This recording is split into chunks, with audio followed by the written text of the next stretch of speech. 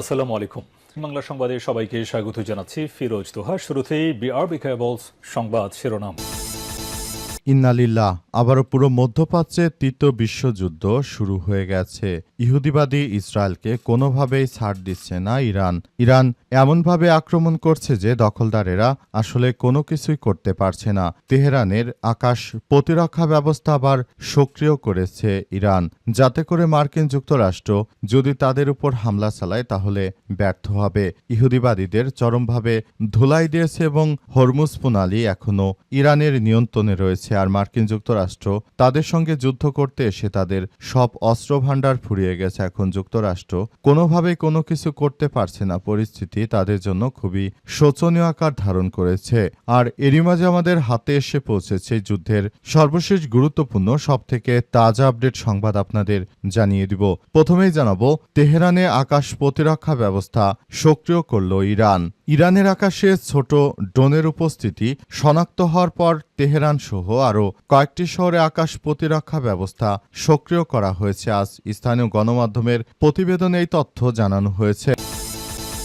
এরপর জানাবো, ইরান যুদ্ধে তলানিতে যুক্তরাষ্ট্রের অস্ত্রভাণ্ডার। ইরান যুদ্ধে যুক্তরাষ্ট্র এবং বিশ্বব্যাপী মজুদ থাকা অস্ত্রভাণ্ডারের একটি বড় অংশ শেষ হয়ে গেছে। দ্য নিউ ইয়র্ক টাইমসে প্রকাশিত এক প্রতিবেদনে এই তথ্য নিশ্চিত করা হয়েছে।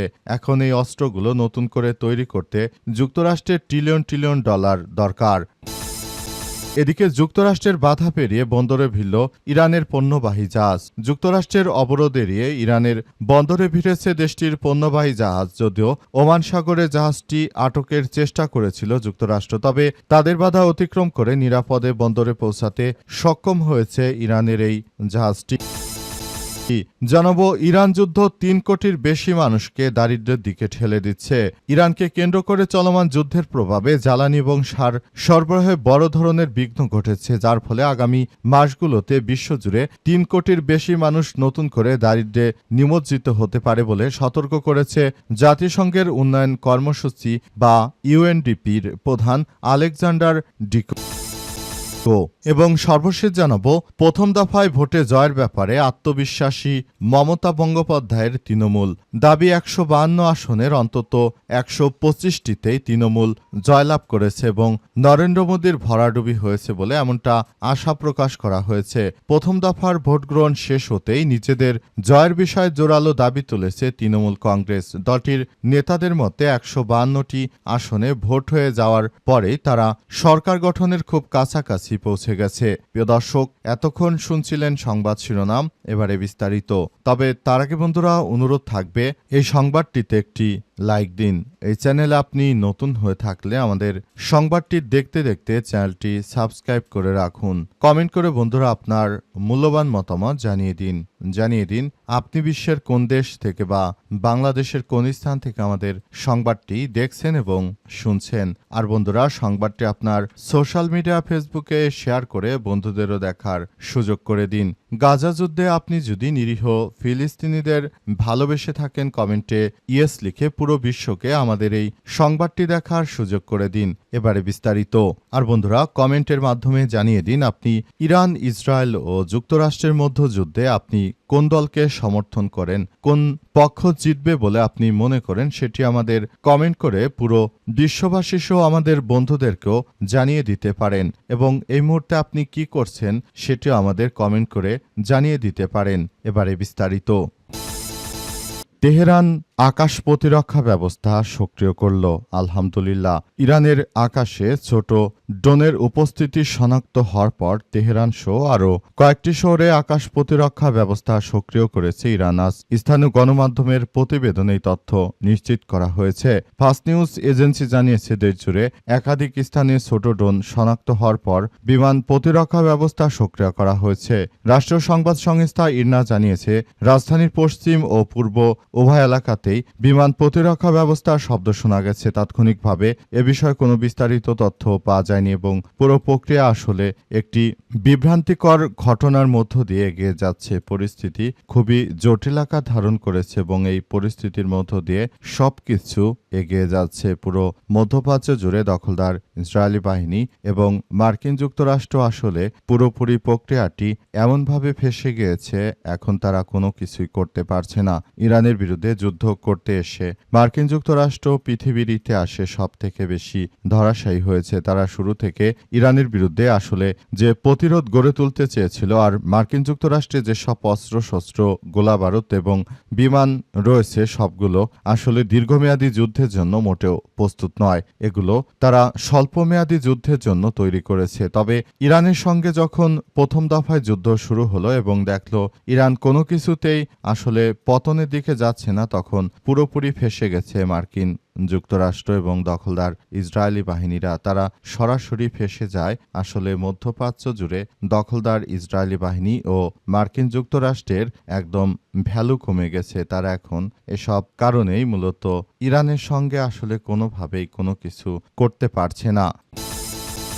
ইরান যুদ্ধে তলানিতে যুক্তরাষ্ট্রের অস্ত্র ভাণ্ডারের মজুদ। ইরান যুদ্ধে যুক্তরাষ্ট্রের বিশ্বব্যাপী মজুদ থাকা অস্ত্র ভাণ্ডারের একটি বড় অংশ শেষ হয়ে গেছে। দ্য নিউ ইয়র্ক টাইমসে প্রকাশিত প্রতিবেদন থেকে এই তথ্য নিশ্চিত করা হয়েছে। সেখানে বলা হয়েছে যে উক্ত অস্ত্রশস্ত্র একদম শেষ হয়ে গেছে। অস্ত্রশস্ত্র আসলে মার্কিন যুক্তরাষ্ট্র এতদিন ধরে যেগুলো অস্ত্রশস্ত্র জমা করে রেখেছিল, যে অস্ত্রশস্ত্র দিয়ে তারা এতদিন ধরে শত্রুর মোকাবেলা করবে, কিন্তু প্রকৃতপক্ষে আসলে সেটি হয়নি। প্রকৃতপক্ষে সবকিছু একদম তছনছ হয়ে গেছে। পুরো মধ্যপ্রাচ্য জুড়ে দখলদার ইসরায়েলি বাহিনী ও মার্কিন যুক্তরাষ্ট্র তারা শুরু থেকে ইরানের বিরুদ্ধে যে ষড়যন্ত্রমূলক কার্যক্রম করার চেষ্টা করেছিল, এটি সম্পূর্ণরূপে ব্যর্থ হয়ে গেছে। মার্কিন যুক্তরাষ্ট্র পুরোপুরি আসলে ফেঁসে গেছে। তারা ইরানের বিরুদ্ধে গিয়ে কোনো কিছুই অর্জন করতে পারেনি, বরং তাদের বছরের পর বছর ধরে তৈরি করা সমস্ত অস্ত্রের ভাণ্ডার ইরানের সঙ্গে যুদ্ধ করতে গিয়ে একদম মাটির সঙ্গে মিশে গেছে। সমস্ত অস্ত্র ভাণ্ডারগুলো শেষ হয়ে যায়, বিপাকে পড়েছে মার্কিন যুক্তরাষ্ট্র। এর ফলে আগামী কয়েক বছর লেগে যাবে মার্কিন যুক্তরাষ্ট্রের এই অর্থগুলো আবার ফেরত আনতে। কিন্তু শুধু ফেরত নয়, বরং এই অস্ত্রগুলো আবার তৈরি করতে তাদের হাজার হাজার বিলিয়ন বিলিয়ন ডলারের অর্থ লাগবে। এই অর্থ তারা কোথায় পাবে, কিভাবে এত বিপুল পরিমাণ অর্থের ম্যানেজ তারা করবে, সেটা নিয়েই মার্কিন যুক্তরাষ্ট্রের মাথার ঘুম হারাম হয়ে গেছে। যুক্তরাষ্ট্রের বাধা পেরিয়ে বন্দরে ভিড়ল ইরানের পণ্যবাহী জাহাজ। যুক্তরাষ্ট্রের অবরোধ এড়িয়ে ইরানের বন্দরে ভিড়েছে দেশটির পণ্যবাহী জাহাজ। যদিও ওমান সাগরে জাহাজটি আটকের চেষ্টা করেছে যুক্তরাষ্ট্র, তবে তাদের বাধা অতিক্রম করে নিরাপদে বন্দরে পৌঁছাতে সক্ষম হয়েছে জাহাজটি। ইরানি গণমাধ্যমে প্রকাশিত প্রতিবেদনে বলা হয়েছে যে ওমান সাগরে মার্কিন যুক্তরাষ্ট্রের জাহাজটি আটকের চেষ্টা করে আধা সরকারি ফাস্ট নিউজ এজেন্সি জানিয়েছে যে চাল বহনকারী জাহাজটিকে ইরানের Islamic revolutionary guard corps IRGC নৌবাহিনীর সদস্যরা পাহারা দিয়ে নিয়ে আসে। ইসলামাবাদে প্রথম দফা শান্তি আলোচনা ব্যর্থ হওয়ার পর ইরানের বিরুদ্ধে নৌ অবরোধ জারি করে যুক্তরাষ্ট্র। এরপরই আসলে ইরানের জাহাজগুলোকে মার্কিন যুক্তরাষ্ট্র ধরে ধরে তারপর সেগুলোকে ফিরে দেওয়ার চেষ্টা করে। কিন্তু পরিস্থিতি আসলে খুবই জটিল আকার ধারণ করার মধ্য দিয়ে আসলে সবকিছু এগিয়ে যাচ্ছে। এরপর ইরানের ইসলামী বিপ্লবী গার্ড বাহিনীর সদস্যরা তারা পুরোপুরি এই প্রক্রিয়ার মধ্য দিয়ে যায় এবং পরিস্থিতি আসলে নিয়ন্ত্রণ করার চেষ্টা চালিয়ে যায়। পরিস্থিতি অত্যন্ত জটিল আকার ধারণ করেছে এবং সবকিছু নস্যাৎ হয়ে যাচ্ছে। পুরো মধ্যপ্রাচ্য জুড়ে আমেরিকা এবং দখলদার ইসরায়েলি বাহিনী তারা যে ধরনের কার্যক্রম শুরু করেছে, এর জন্য আসলে দখলদারেরা পুরোপুরি ফেঁসে গেছে। তারা আসলে কোনো কিছুই করতে পারছে না। পরিস্থিতি অত্যন্ত জটিল আকার ধারণ করেছে এবং এর জন্য জায়নবাদী দখলদার ইসরায়েলি বাহিনী তারা কোনো কিছুই করতে পারেনি। পুরোপুরি আসলে পরিস্থিতি একদম থমথমে অবস্থা বিরাজ করছে। সবকিছু নস্যাৎ হয়ে গিয়েছে। মার্কিন যুক্তরাষ্ট্র শুরু থেকে যে ধরনের কার্যক্রম শুরু করেছিল, আসলে এই কার্যক্রমের মধ্য দিয়ে তারা যেতে পারছে না। মূলত একদম ধূলিসাৎ হয়ে গেছে। তারা পুরোপুরি সবকিছু তছনছ করে দিয়েছে। ইরানের ইসলামী বিপ্লবী গার্ড বাহিনীর সদস্যরা দখলদারদের যে কোনো মূল্যে প্রতিহত করবে ইরানের এই বিপ্লবী গার্ড বাহিনীর সদস্যরা। ইরান যুদ্ধ ৩ কোটির বেশি মানুষকে দারিদ্র্যের দিকে ঠেলে দিচ্ছে। ইরানকে কেন্দ্র করে চলমান যুদ্ধের প্রভাবে জ্বালানি ও সার সরবরাহে বড় ধরনের বিঘ্ন ঘটছে, যার ফলে আগামী মাসগুলোতে বিশ্বজুড়ে ৩ কোটির বেশি মানুষ নতুন করে দারিদ্র্যে নিমজ্জিত হতে পারে বলে সতর্ক করেছে জাতিসংঘের উন্নয়ন কর্মসূচি ইউএনডিপি প্রধান আলেকজান্ডার ফিডেকো। তিনি জানিয়েছেন যে ইরান যুদ্ধ শুরু হওয়ার পর থেকে এই যুদ্ধ কবে শেষ হয় সেটা বলা যাচ্ছে না। ইতিমধ্যে শুরু হয়ে গেছে। এটি ৩ কোটির বেশি মানুষকে দারিদ্র্যের দিকে ঠেলে দেবে। তিনি আরও জানিয়েছেন কয়েক মাসের মধ্যেই খাদ্য নিরাপত্তা পরিস্থিতি চরমে পৌঁছাবে এবং তা মোকাবেলা করা অত্যন্ত কঠিন হয়ে যাবে। ডিকো আরও উল্লেখ করেছেন যে এই সংকটের প্রভাব ইতিমধ্যেই বৈশ্বিক মোট দেশজ উৎপাদন বা জিডিপির প্রায় 0.5 থেকে 0.8% ক্ষতিগ্রস্ত হয়েছে। ফলে তিনি যে অগ্রগতি গড়ে তুলতে দশক লেগে যায়, যুদ্ধের মাত্র কয়েক সপ্তাহে তা ধ্বংস হয়ে যেতে পারে। এদিকে হরমুজ প্রণালী দিয়ে সরবরাহকারী জাহাজ নিরাপদে চলাচল নিশ্চিত করতে জাতিসংঘের মহাসচিব অ্যান্টোনিও গুতেরেসের প্রস্তাব এখনও কার্যকর হয়নি বলে জানিয়েছে ফ্রান্স 24 পাসরু।